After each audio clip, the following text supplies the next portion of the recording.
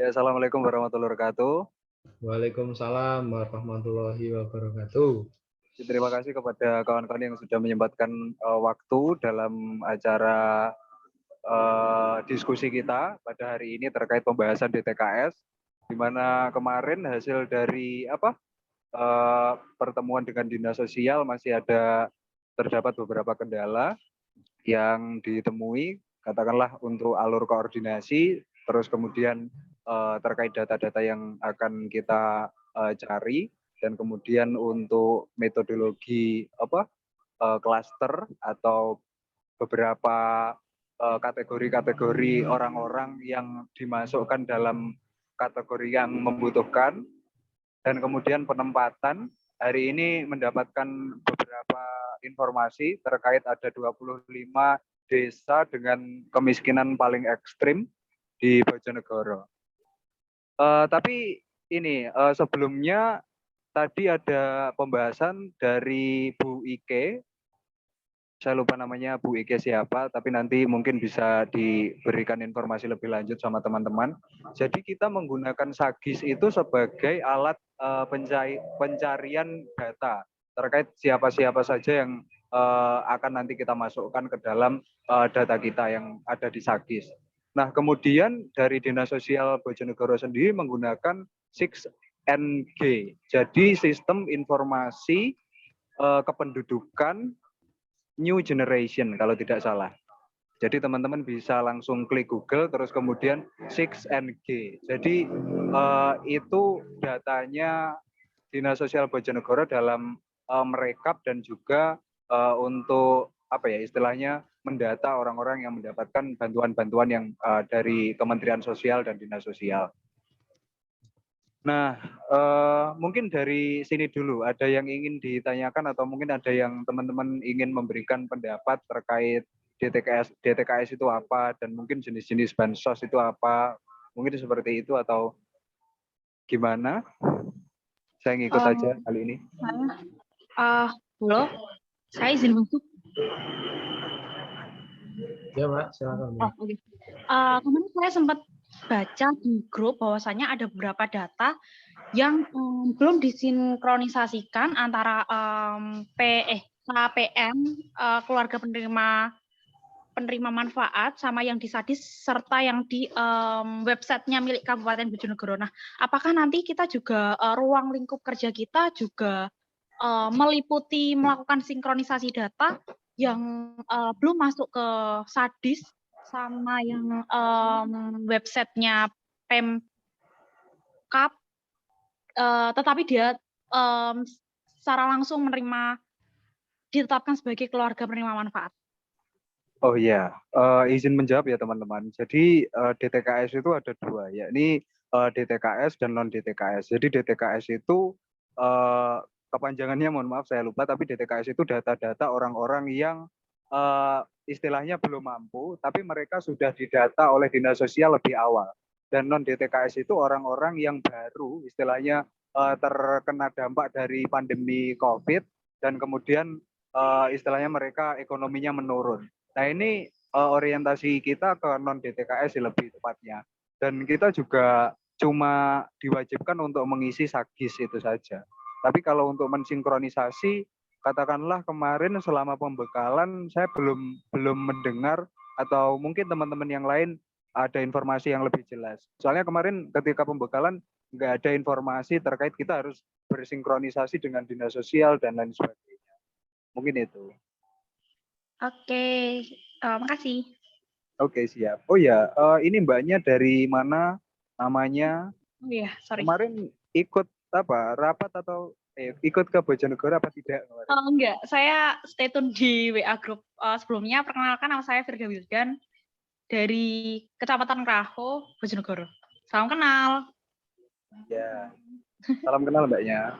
Ya, mungkin ada dari teman-teman yang lain, ada yang ingin berpendapat, Mas Ari, terus Mas apa? David, Mbak Ina Atul Fitriah, Mbak Maratus, Mbak Erina Agustin, Mbak Fahruli. Ya, jadi ini ya guys, dalam beberapa hari ke depan kita akan disinggungkan dengan BNBA. Jadi BNBA itu by name by address. Jadi mungkin sepenangkapan saya dari SIG-NG-nya atau alat atau mungkin websitenya yang digunakan Dinas Sosial Bojonegoro menggunakan BNBA. Jadi mereka mendata menggunakan name dan kemudian address-nya. Jadi mereka mungkin setelah diketahui mereka adalah kepala keluarga atau bagian dari keluarga ini, dan kemudian mereka tergolong dalam orang yang tidak mampu, jadi dimasukkan ke dalam data BNBA. Dan kemudian ada yang BST, bantuan sosial tunai. Ada juga BTT, belanja tidak terduga. Jadi BTT ini berupa berupa dana, kalau tidak salah kisarannya berupa 600.000. Jadi di situ ada katakanlah ada kendala-kendala misalkan bencana alam dan kemudian ada yang meninggal atau istilahnya seperti pandemi kemarin, BTT ini wajib turun sebenarnya. Dan kemudian PKH ini ada beberapa kelompok. Jadi ibu hamil dan balita itu mendapatkan 3 juta, sedangkan anak SD itu mendapatkan uang kalau tidak salah 1.500.000. Terus kemudian yang SMA itu katakanlah 900 kalau tidak salah, nanti bisa dikoreksi. Dan kemudian ada juga JPS, jaring pengamanan sosial. Jadi ini juga merupakan bantuan sosial yang ada di Dinas Sosial dan maupun juga Dinas Kementerian Sosial. Dan kemudian ada BLTDD, bantuan langsung tunai dari desa, dan kemudian ada juga yang berupa beras 10 kg. Jadi mungkin ada beberapa orang yang di lokasi, katakanlah di lokasi yang miskin atau mereka terdaftar sebagai orang yang tidak mampu, tapi kalau tidak mendapatkan salah satu bantuan, katakanlah PKH, BLT, dan lain sebagainya, itu kendalanya katanya dari Dinas Sosial kemarin adalah terkait dengan KTP dan kemudian terkait dengan NIK. Ada yang mereka itu secara otomatis ditolak oleh sistem dan istilahnya, ada sistem yang sebenarnya mereka sudah diajukan untuk mendapatkan bantuan, tapi dari sistem sendiri tidak merekap mereka atau tidak mencakupkan mereka sebagai penerima bantuan sosial. Mungkin nanti link-linknya terkait informasi akan saya share di grup, jadi teman-teman bisa baca. Mungkin itu sih. Saya kembalikan ke teman-teman, mungkin ada yang didiskusikan lagi. Aku izin masuk lagi, Mas. Oke. Oh iya, nah kemarin itu kalau nggak salah waktu pembekalan terakhir itu kan diharapkan satu mahasiswa per harinya itu dia mampu mampu mengecek yang di Sadis itu 20 KPM. Nah kan kalau di Bojonegoro tadi kalau nggak salah saya baca di grup itu kan ada 108.000 gitu loh KPM, juga sih. Nah 168.000. Nah 168.000. Nah, nanti kan kalau kita buka yang Sadis itu kan nanti secara nggak langsung kita harus terjun ke masyarakat yang menerima bantuan tersebut. Nah, logikanya dari 168.000 itu kan nantinya bakal terpecah di beberapa daerah. Nah, apakah kita nanti juga ada pembagian misal kayak saya wilayah Barat misalnya, mana aja atau gimana? Atau mungkin itu yang nentuin nanti kita sendiri, atau kita juga perlu koordinasi dengan dinas sosial. Terima kasih. Mohon izin menjawab pertanyaannya dari Mbak Firda Wildan. Ya, silakan. Jadi sebenarnya kita tadi waktu saya mampir ke dinas sosial sama teman-teman yang dari luar kota, itu ada informasi gini. Jadi kita itu perlu koordinasi masalah kita mau survei kemana dan di mana itu kita dapat data dari dinas sosial. Nah, data dari dinas sosial sendiri kita nggak langsung serta-merta kita terjun ke lapangan. Jadi nanti ada surat pendamping tugas, surat tugas kita ada surat pendamping tugas dari pihak dinas sosial, dan juga kita mungkin nanti awal-awal masuk ke daerah tersebut akan diantar oleh pihak dinas sosial yang bertugas di lapang, seperti itu Mbak. Jadi kita datanya itu sesuai dari dinas. Kita nunggu koordinasi dulu sama dinas. Itu untuk masalah surveinya seperti itu. Tapi tadi sempat dengar-dengar yang belum terdata memang ada kurang lebih 500 berapa gitu. Kalau saya nggak salah dengar ya, mungkin nanti bisa dikoordinasikan lagi. Tapi untuk yang 20 orang per hari itu kemarin sempat dikalkulasikan sama Pak Kepala Dinas, kalau kita ngambil semuanya, mungkin sampai dalam jangka waktu 2 bulan kita cuma sampai di angka 25.000. Itu kalau kita maksimal 20 kakak per hari, per anak 20 kakak per anak per hari. Itu maksimal 25.000 di angka 20.000. Nah, kekurangannya kan masih banyak, masih ada 140-an lebih. Nah, itu kita perlu koordinasi juga gitu. Oke, paham. Oh iya, satu lagi ya. Sorry banyak tanya.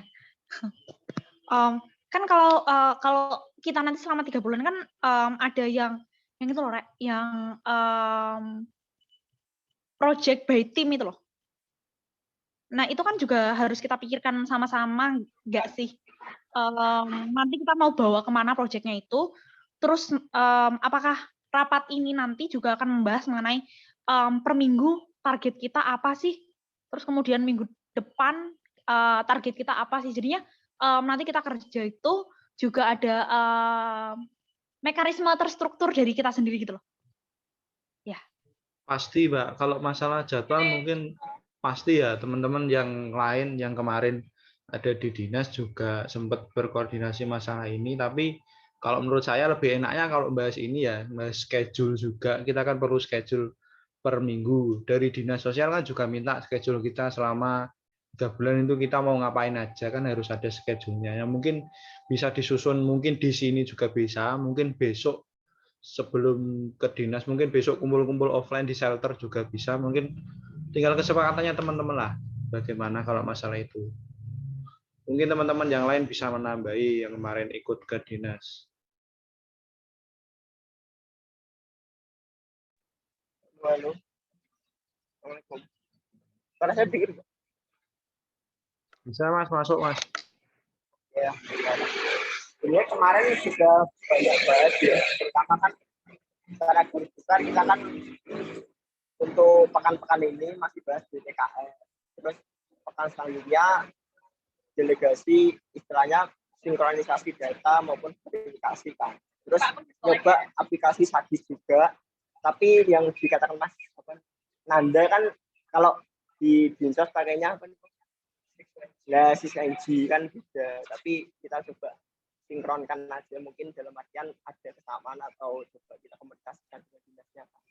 Terus yang project tadi itu hasil dari kita survei. Nah, untuk sementara kemarin hasil rapatnya kan kita bahas kalau apa ya, sesuai dengan notulensi, project itu sesuai dengan keadaan di lapangan. Dalam artian kita nggak asal kayak bikin program atau apa ya, langsung kayak apa usulan seadanya gitu. Nah, tapi kita coba benar-benar tapi kita coba rangkai dengan 4 bidang yang kita pilih gitu loh.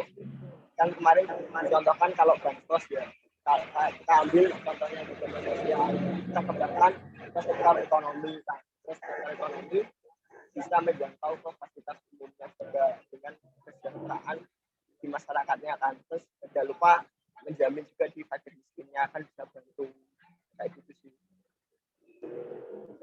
Sempat ditulis kok yang tidak tulis. Iya, makasih dari Mas David sama tadi tambahan dari Mas Hari. Apa itu di grup kawan-kawan bisa sedikit mengetahui terkait itu ya DTKS, karena apa ya, klasifikasi dan kategori terkait DTKS maupun non DTKS yang akan kita tentukan sendiri juga seenggaknya harus sesuai dengan apa yang ada di Kemensos dan supaya tidak salah sasaran. Jadi untuk landasan hukum terkait DTKS dan pembuatan data untuk pengajuan bantuan sosial sudah saya share.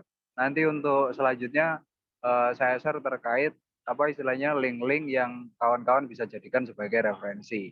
Nah, tadi juga sudah dikasihkan link dari Mas Ari terkait 25 desa yang ekstrim mengalami kemiskinan yang ada di Bojonegoro. Dan tadi juga saya sempat share terkait PPT Bojonegoro dalam angka. Jadi kawan-kawan bisa melihat data-data